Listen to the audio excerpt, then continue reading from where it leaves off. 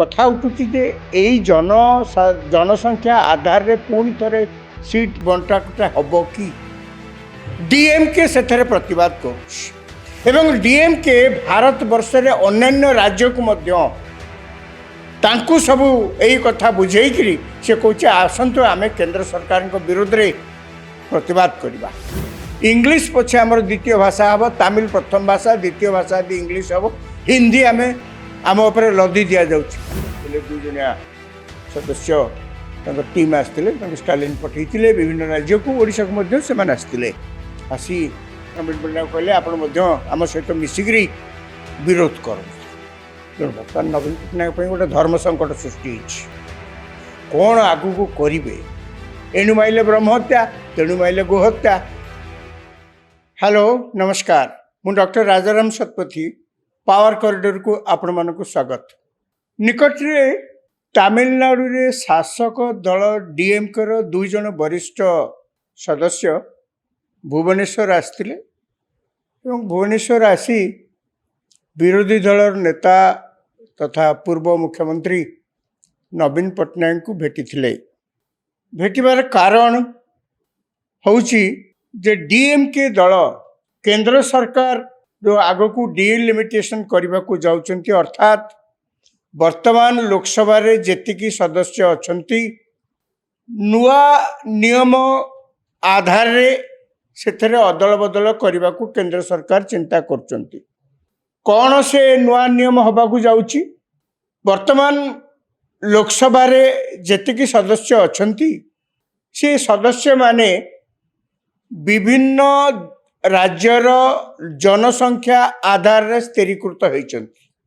ଅର୍ଥାତ୍ ଓଡ଼ିଶାର ଜନସଂଖ୍ୟା ଆଧାରରେ ଆମର 21ଟି ଲୋକସଭା ଆସନ, ସମାନ ସେଇ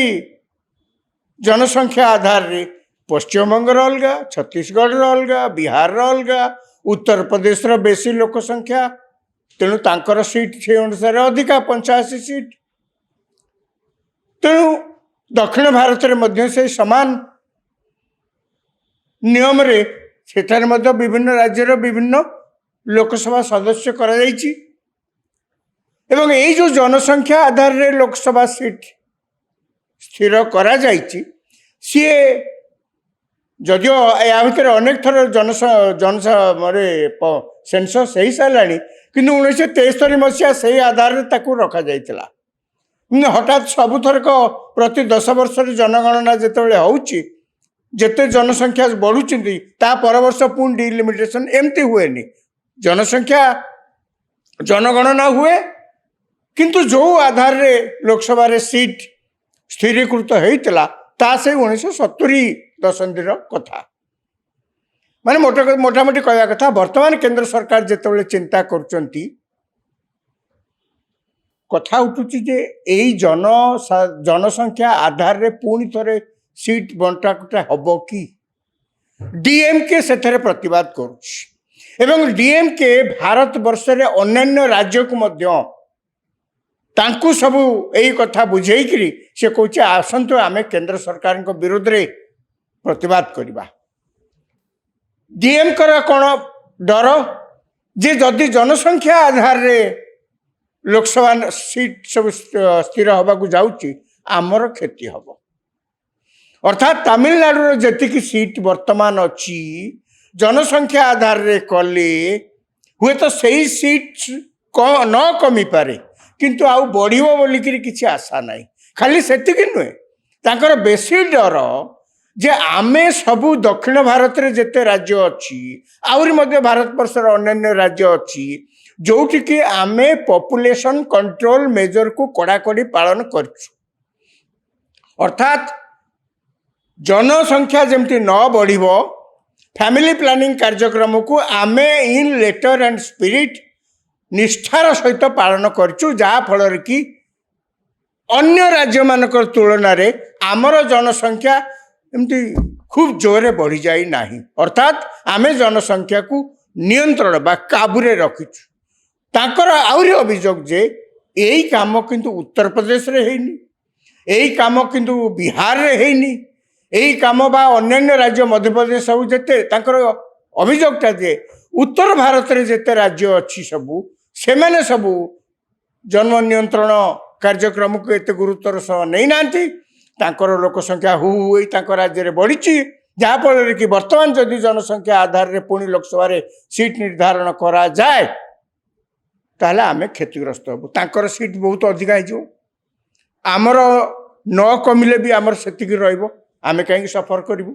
आमे कौन जनसंख्या निरोध कार्यक्रम को ठीक भाव में कार्यकारी करूँ बोलिक आमर अपराध बोली यही प्रकार जुक्ति से दर्शाऊँ केंद्र सरकार या भितर कौन कहते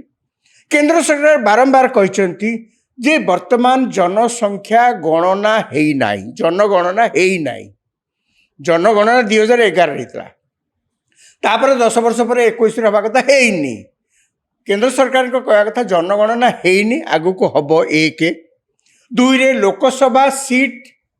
को नियम आधार रे लोकसभा सीट निर्धारण करा जिवो तार नियमावली एपर्यंत प्रस्तुत है नहीं ये नई न देखणु ये कथा कौन पे केंद्र सरकार जो ए प्रकार जुक्ति करुचंती शासक दल बीजेपी बा अन्य माने कहउचंती जे जानी सुनी लोकों भितर गोटा उत्तेजना सृष्टि करने डीएमके यही प्रकार फंदी करछि एवं खाली सेतिक नुहे ए अभियोग डीएमके ना रे हेछि जे जेहेतु आगकू तमिलनाडु रे विधानसभा निर्वाचन आसुची डीएमके पब्लिक रेटिंग बहुत कम आ भितर डीएमके खाली गुड़ाए खाली दिल्ली रे जमती आप सरकार थिला यांकर अभियोग जे आप सरकार जमती सब बेले राति पाइले केंद्र सरकार को गाली दबा तांकर गोटे काम थला सेमती डीएमके काम लोकंकर किछि नाही खाली सकाळु राति पाइले केंद्र सरकार को गाली दउचंती खाली केंद्र सरकार को गाली दउ नांती आउरी कोन करूचंती डीएमके आ भितर आपण लक्ष्य करथिबे सब कथा को विरोध करुचे केंद्र सरकार को जातीय शिक्षा नीति परिणत होला आज्ञा जातीय शिक्षा नीति कौन बीजेपी सरकार करची बीजेपी सरकार केवल निष्पत्ति नेला आमर गोटे नुआ शिक्षा नीति करवा जो कि सारा भारत वर्षर सबू राज्यर पिला माने सेमाने उत्तम शिक्षा पाइबे क्वालिटी एजुकेशन पाइबे एवं सेमानकर गोटे ब्रॉडर विजन जेतेबेले हबो आपणकर ब्रॉडर विजन बा जो थे आपण अच्छे तार बाहर सारा दुनिया को जिते आप देखा चाहिए केमी देखिए कौन खाली आमरी आमरी आमरी एमती खाली हेले कौन हो तेणु जातीय शिक्षा नीति है ताकू पुणी किए करते बड़ बड़ शिक्षाविद अच्छा पुणी तार जे चेयरमैन थिले से जड़े दक्षिण भारतर विशिष्ट शिक्षाविद वैज्ञानिक तांकरी नेतृत्व में से जातीय शिक्षा नीति प्रस्तुत होती को बीजेपी पार्टी को करनी को केंद्र सरकार के मंत्रिमंडल को करनी किंतु से माने कौन विरोध करचंती ताकू विरोध करचंती से माने कहउचंती जे आमे इंग्लिश पछे हमर द्वितीय भाषा हबो तमिल प्रथम भाषा द्वितीय भाषा दी इंग्लिश हबो हिंदी आमे आम ऊपर लदी दिया जाउची आज्ञा लदी दिया जाउची कौन गोटे भाषा शिखा कौन लदी दबा आपण तो गोटे भाषा शिखिबे सारा भारत रे गोटे लिंक लैंग्वेज दरकार तमिलनाडु लोक जो बाहर राज्य को आसवे कौन कार्य कौ भाषा कथा हे बाहर राज्य लोक जो तमिलनाडु जी कौन कार्य से बुलिया जातु कि व्यावसायिक काम जातु सी कौ भाषा कथा हे दुनिया रे आज पर्यंत 1947 अगस्त 15 इंग्रेज माने गला दिन आज पर्यंत कौन ना इंग्रेज कौ इंग्रेज केते जन लोक आजिका दिन आजिका 2025 मसीह भारत वर्ष केते लोक इंग्लिश कहि परछंती एते इंग्लिश जदि श्रद्धा केते लोक इंग्लिश कहि परछंती कि हिंदी आपण इम्पोज माने आम उपर कौन लदी दौरान से जहा हो से अभियोगर मेरिट को मुझे चाहूनी मुझे केवल कहवा कथा सी गोटे अभियोग केंद्र सरकार विरुद्ध में राति पाइले कर खाली से नुहे डीएमके आउ कौन करें देखिए डीएमके स्टालिन होती मुख्यमंत्री पुओ होती उपमुख्यमंत्री सनातन हिंदू धर्म खराब मलेरिया आउ को भाषा रे मध्य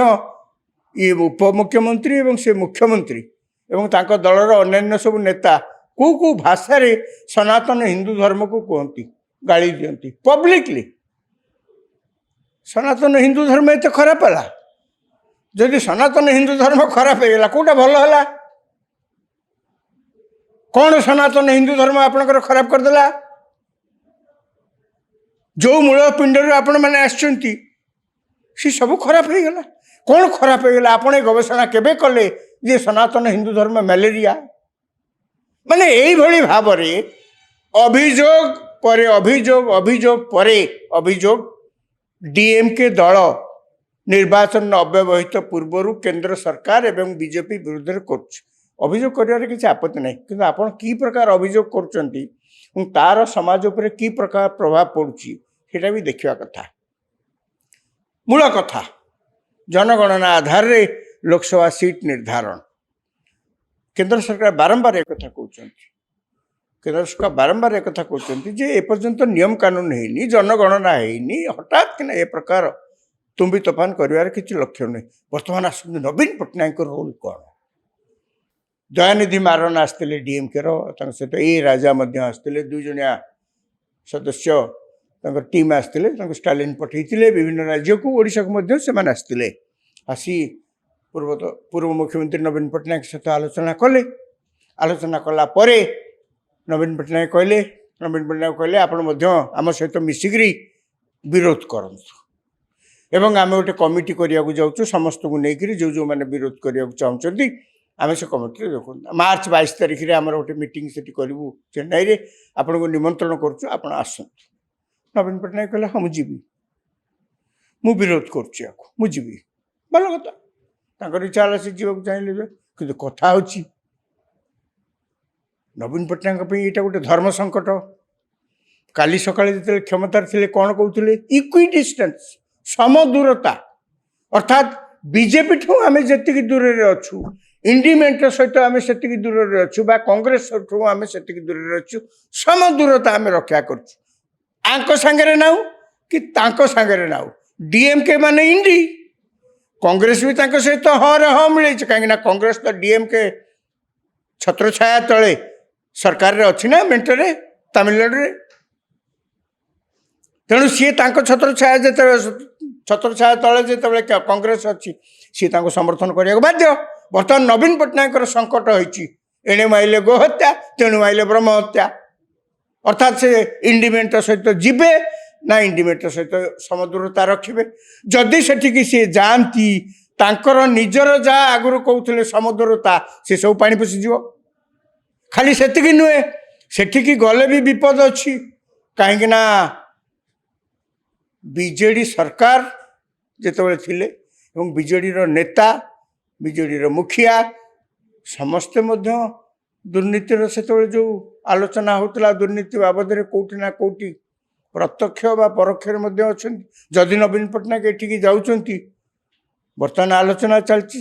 ईडी तापर आसब ईडी आसिले तो कथा सैला एक समय जो अल्प दिन तले नवीन पट्टनायक जो दिल्ली जाइए मुख्यमंत्री सेठी जिते प्राय पाखापाखि से समय जो दिल्ली जाइए समस्ते कहते नवीन पट्टनायक कहीं हठात दिल्ली जाइए कौन पाई यार भितर अल्प दिन तले बीजेडी दलर राजा चक्र गोटे विराट खनि स्कांडाल सी गिरफ होती तेणु से इन्वेस्टिगेशन चलती से चेर कौटी जीव कौटू बाहर तार किसी थलकूल ना तेणु से कहली बर्तमान नवीन पट्टनायक यदि साड़ू को जीवे इंडी आड़ को निज कथार पानी पशिज एकड़े पुणी एनडीए गठबंधन सहित माने मेंटरे जॉइन करंतु बा न करंतु तो दूरे रही सब भल सेफ तेणु जदि सी झाड़ू को जी एठी रागिबे एठिकी जदि जीवे तेणिकी सी जो कहते कमिटमेंट सेटा भी फसल फाटी करेंगे कौन जहाँ मुझे कहली एणु माइले ब्रह्म हत्या तेणु माइले गोहत्या तेणु बर्तमान नवीन पट्टनायक गोटे धर्म संकट सृष्टि कौन आगू को करेंगे जीवे कि जीवेनी जीवे ना जीवेनी यही त्रिशंकु अवस्था बर्तमान सी अच्छा बोलिक धरिया को हम